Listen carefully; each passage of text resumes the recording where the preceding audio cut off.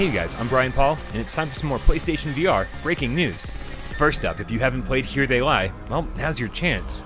Tangentleman's survival horror PlayStation VR launch title will be free for all PlayStation Plus members from August 7th, all the way through October 2nd. Here They Lie was an early example of just how effective horror can be in VR, and I immediately fell in love with the often insanely detailed monochromatic worlds. And if it turns out that this one's just a little too scary for you, don't worry, it's also playable in non-VR. Next up, developer Monochrome has revealed a 2018 roadmap for the release of their first-person zombie shooter, Contagion VR Outbreak, with the PlayStation VR version planned for November. It's currently going for $19.99 on Steam with a ton of positive reviews, with the only negative being some bugs that you'd expect to find in early access. But when it comes to the PlayStation VR release, expect a 5-hour campaign, with another 5 hours coming as free DLC later on, aim support, and all comfort settings to be optional. Lead programmer Victor Burgess has been extremely active on the PlayStation VR subreddit, saying that they have plans for the campaign to support full 4-player co-op, but this option might not be available at launch. Either way, this is definitely one to look forward to.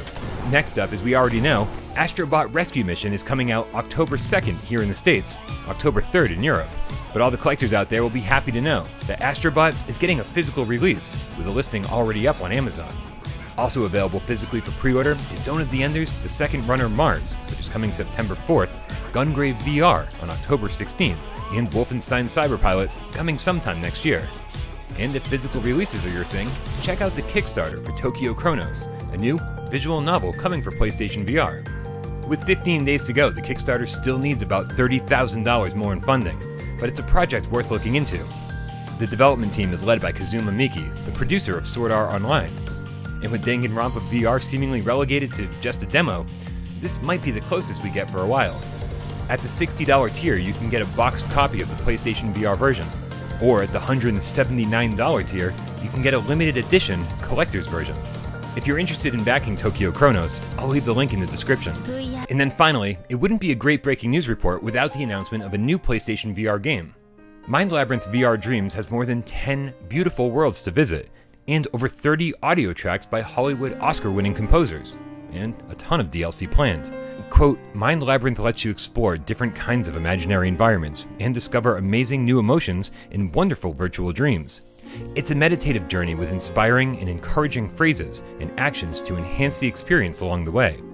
End quote. Mind Labyrinth seems more like an experience than a game, but when it looks this stunning, it's kind of hard to argue.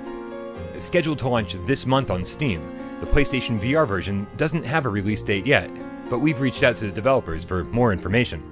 Alright you guys, that's all the PlayStation VR news I have for you today, but make sure you subscribe to the channel so you can stay up to date with all the latest PlayStation VR reviews, Let's Plays, podcasts, and of course breaking news.